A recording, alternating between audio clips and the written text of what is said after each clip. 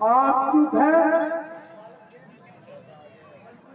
परंतु इस बालक को देखो, मेरा अपमान कर रहा है। महाराज, इसका आकाश क्षमा कीजिए, ये बालक है। राजन, अब आप एक भिखारी हैं, इसलिए राजभूषण और वस्त्र उतार दो, एक भिखारी के वस्त्र धारण कर लो।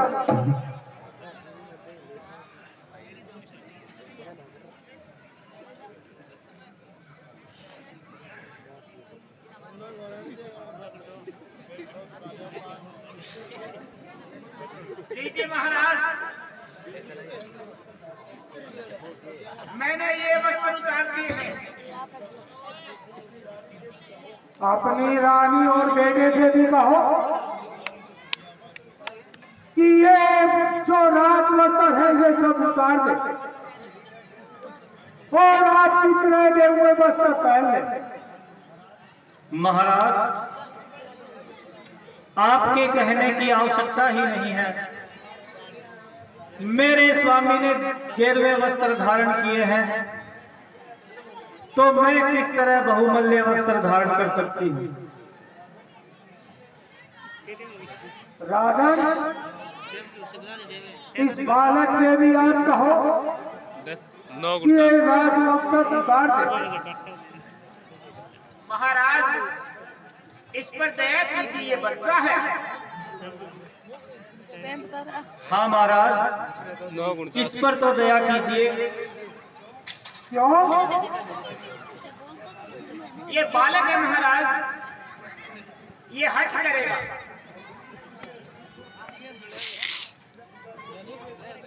तो भी अति मूर्ख है। बेटा रोहित, ये गहने वस्त्र उतार दो।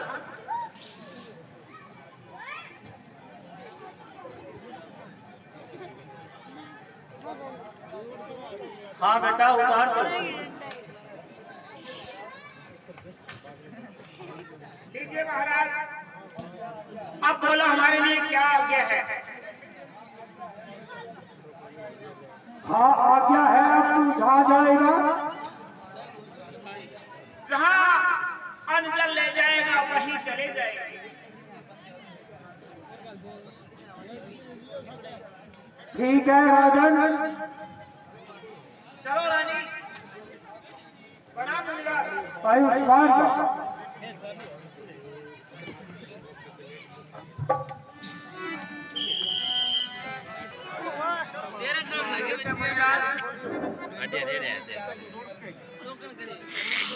हे हरिश्चंद्र, आप जरा ठहरो। आज्ञा दो महाराज। तुझे और भी कुछ याद है? क्या महाराज? तूने मुझको 2.5 बार सोना देने की प्रतिज्ञा की थी। हाँ महाराज, याद है। तो फिर महाराज, इस समय असमर्थ हूँ मैंने सारा राजपाट है वो आपने शुक्र कर दिया है। कब देगा?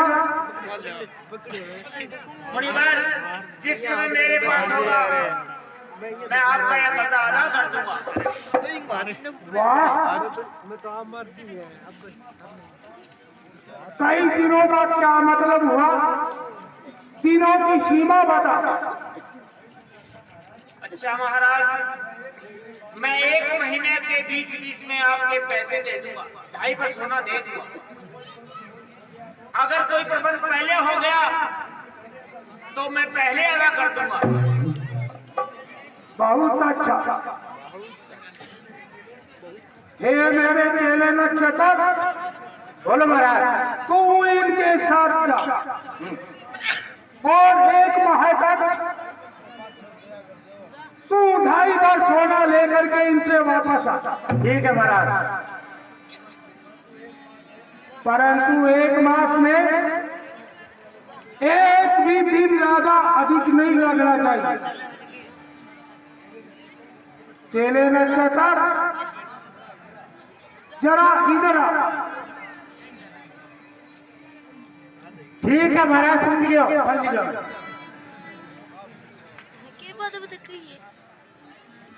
ठीक है महाराज, अब हमें जाने की आयुष्मान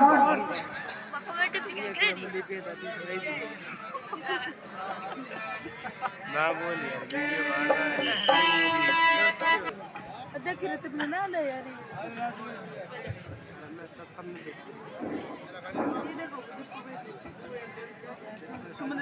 हे प्रभु, तेरी ये कैसी विचित्र माया है। कल क्या थे और आज क्या हो गए हैं। कल तक तो सैकड़ों को भोजन खिलाते थे, आज एक अन्न का दाना भी नहीं है। जिसके हे मेरे लाल, अब हमारा क्या होगा।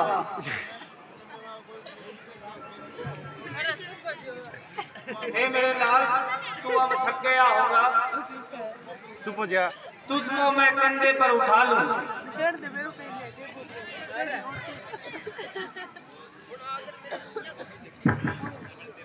नहीं माता जी, मैं तो आपकी और पिताजी की अवस्था देखकर अत्यंत दुखी हो रहा हूँ, क्योंकि मेरी शारीरिक अवस्था इस बात की आज्ञा नहीं देती कि मैं एक के कंधे पर चढ़ूं, दूसरा पिताजी को उठाकर चलता हूँ। धन्य हो पुत्र, धन्य हो।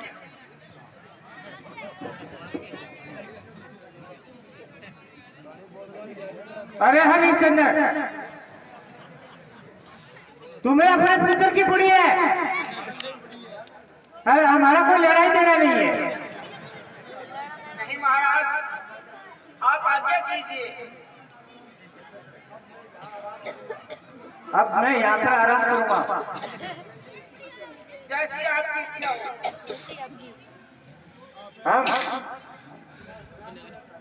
हम स्नान करना चाहते हैं, कहीं से पानी लेकर आओ।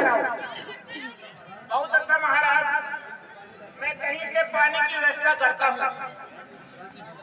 प्राणनाथ, आप आराम कीजिए, मैं पानी लेने जा रही हूँ।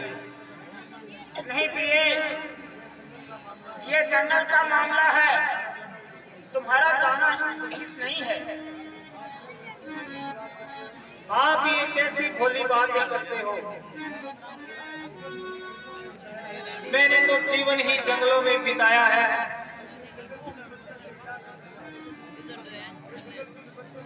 तो जंगल की विपत्तियों से क्या डरना। ठीक है प्रिय, जैसी आपकी इच्छा। पिताजी, आप ऐसा कीजिए कि थोड़ी दूर चलकर किसी नदी के किनारे विश्राम कीजिए। यह वही स्नान करने में किसी को लाने वाले का कष्ट नहीं होगा।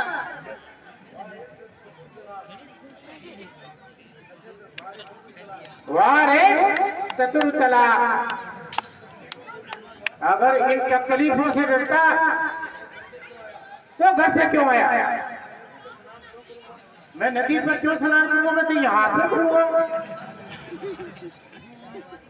नहीं महाराज, आप विश्राम कीजिए, मैं पानी लेकर आती हूँ।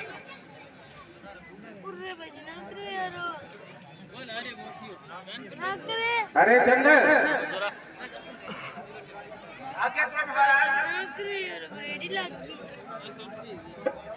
अरे तूने दही पर सोना देने के लिए कहा था, उसका क्या हुआ।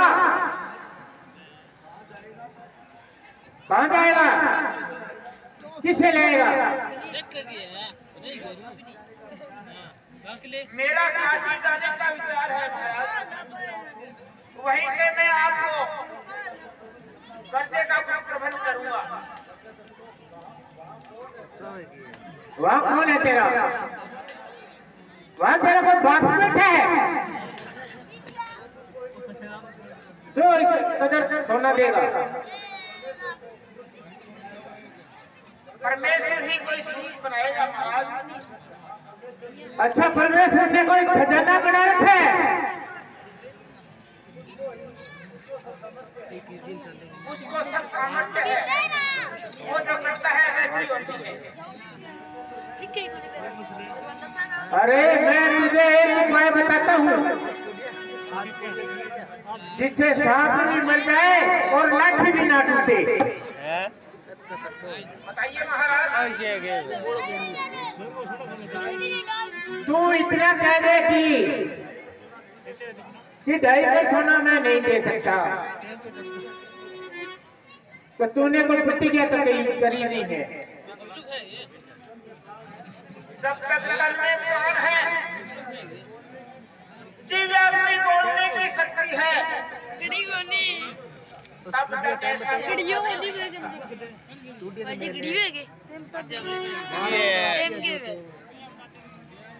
सवा 10 हुए। 10 है कोई है अभी भी बची है।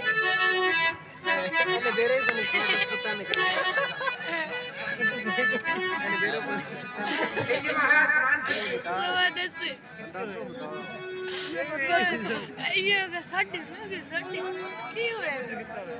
महाराज स्नान कर चुके या पानी और लाऊं? अरे हरिश्चंद्र, मुझे भूख लगी है, मेरे खाने का प्रबंध करो। महाराज आप ही बताइए, इस जंगल में खाने को कहाँ मिल सकता है? तो मैं क्या भूखा मर जाऊं?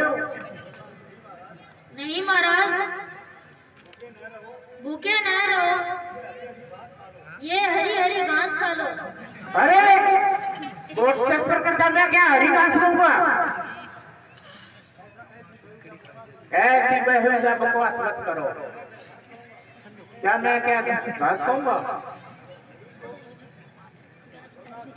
नहीं तो यहाँ रखे हैं तुम्हारे लिए मोतीचूर के लड्डू और गर्मा गर्म जलेबियाँ। अरे तेरी मैं अभी मरमत करता हूँ। महाराज बच्चा है, इसे क्षमा कीजिए। बच्चा क्या है? ये तो बहुत चटपट करता है। नाराज हो जाएंगे तो अपना सिर खा जाएंगे। अच्छा, मैं तेरा सिर खाऊंगा क्या? नहीं महाराज, मेरा सिर कहता है। हाँ, अब वो ठीक है। देखो बेटा, अगर ये नाराज हो जाएंगे तो तुम्हें हमारे से छीन के ले जाएंगे। हाँ ठीक, ये ठीक बात है, तेरे को समझ में आ रही है। अगर महाराज झूठ बोलना होता तो इस अवस्था में नहीं पहुंचता। अच्छा, अपने लड़के को समझा।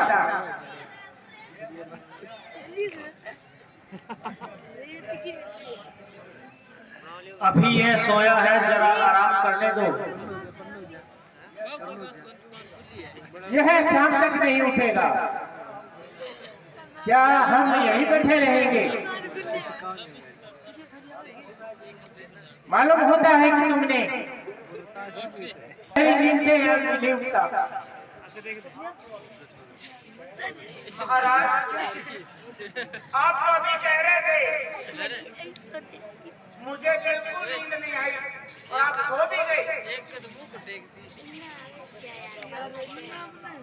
अच्छा, बहुत बातें ना बना और मेरे सोने का प्रबंध कर। ठीक है महाराज, आप सोइए। अच्छा, मैं सो रहा हूँ तो तेरी घरवाली तो मेरा सिर दबाएगी, तू पैर दबा।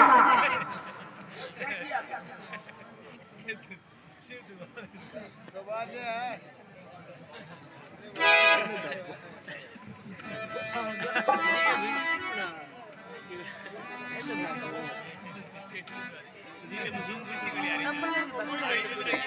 धन्य हो, तुम्हारी लीला अपरंपार है प्रभु। एक पल में तूने संसार की सारी प्रकृति उल्टा कर दिया है। जो भूखे को भोजन खिलाता था, आज उसमें एक दाने के लिए तरस रहा है प्रभु। तेरी लीला अपरंपार है। बेटा रोहतास, इसको तो अवश्य भूख लगी है। धीरे धीरे बेटा, आगे एक नगर आएगा, उसमें हम मजदूरी करके 2-4 पैसे कमा के भोजन की व्यवस्था करेंगे। पिताजी, आप मेरे लिए चिंता ना करें, बल्कि मुझे आज्ञा दें कि नगरी में जाकर आपके लिए और माता जी के लिए कुछ भोजन ला के दूं। नहीं बेटा, ऐसे विचार कभी भी मन में मत लाना। यद्यपि हम इस अवस्था में पहुंच गए हैं, फिर भी क्षत्रिय वंश का खून हमारी रगों में है। मांगकर खाना क्षत्रियों के लिए शोभा नहीं देता बेटे।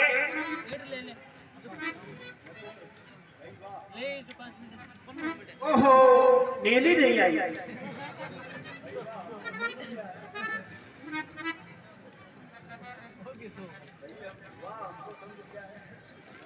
हमको समझ लिया है।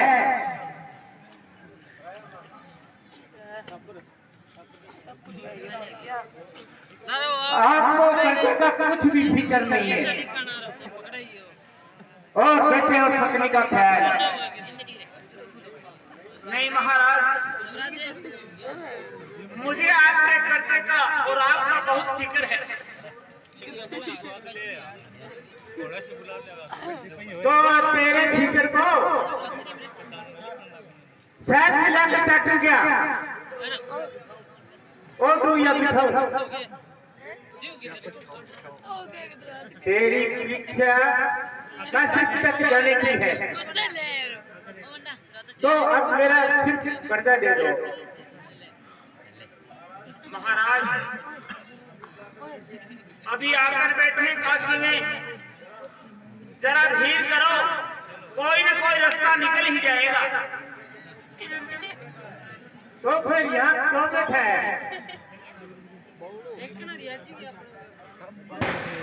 काशी में जाने की तैयारी करो। चलो महाराज।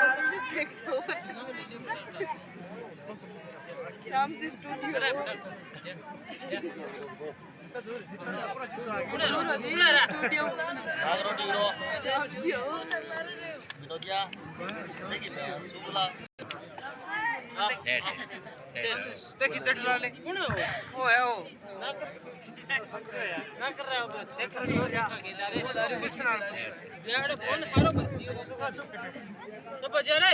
जो पुत्र पिताजी की जायदाद का अधिकारी होता है, जो तो पिताजी के कर्जे का भी जिम्मेदार पुत्र ही होता है। इसलिए उचित यही है कि मुझको बेचकर उस कर्जे के बोझ को अपने सिर से हटाइए।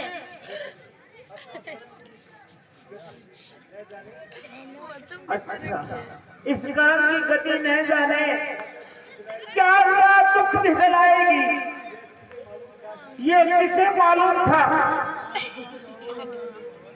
अपने पुत्र और अपनी स्त्री को बेचने के कलम की चाही भी मेरे माथे पे लगेगी। पड़ी है एकदम मुसीबत आकर इस जमाने की। हे ईश्वर, मुझसे शक्ति नहीं है इतना दुख उठाने की। पड़ाव है, कर्म करना है, पत्नी भी जिससे बह जाए, इसे सुंदर पत्थर का कलेजा भी पिघल जाए। हे प्राणनाथ, आप थोड़ा धैर्य कीजिए, सब्र और शांति से काम लीजिए। जो कुछ ये हो रहा है सब ईश्वर की इच्छा है। हे प्रभु, अगर आपकी यही इच्छा है तो हे काशी के लोगों, मैं अपने प्राण प्यारी स्त्री और मेरे जिगर के टुकड़े रोहतास को बेचना चाहता हूँ। अगर कोई खरीदार है, अगर सौदा मंजूर है खिलाड़ी आगे तो आकर खरीद। लारू मन दे तू मन दे मनीषा मन दे तो फिर तू इन्हें तो दे चिपली हो जो। ओए मनीषा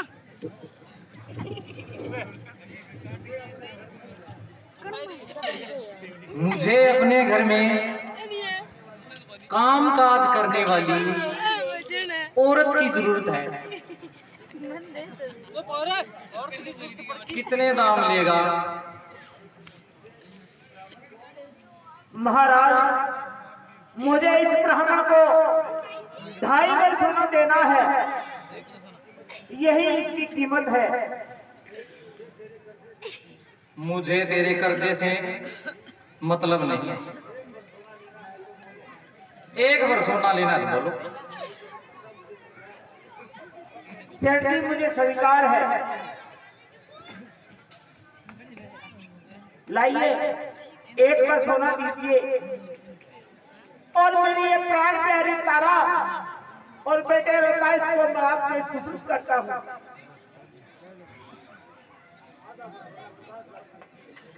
सेठ जी, मेहरबानी कीजिए, आधा बार सोना मेरे बेटे रोहतास को दे दीजिए। ठीक है भैया,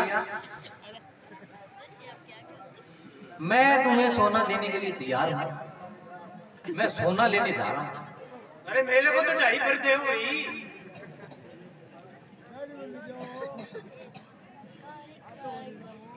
महाराज, धीरज कीजिए,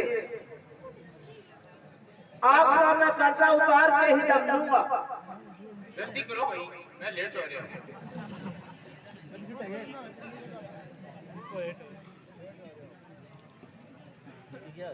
जाओ रे पूरी जाओ ले हो रहा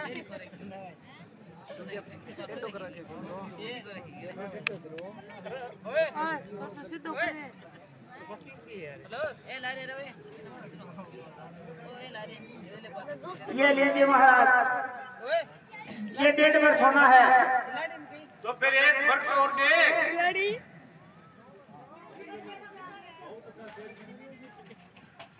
सेठ जी, धन्यवाद आपका, बहुत अच्छा। फायरिंग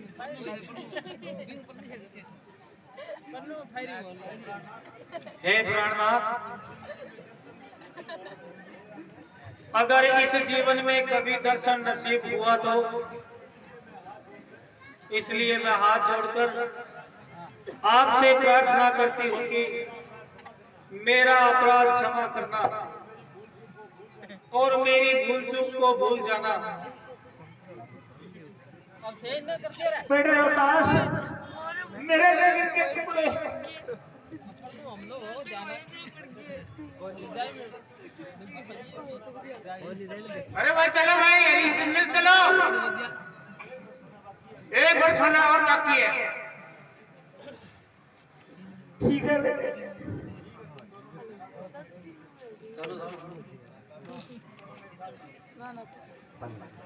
थे आप ना जो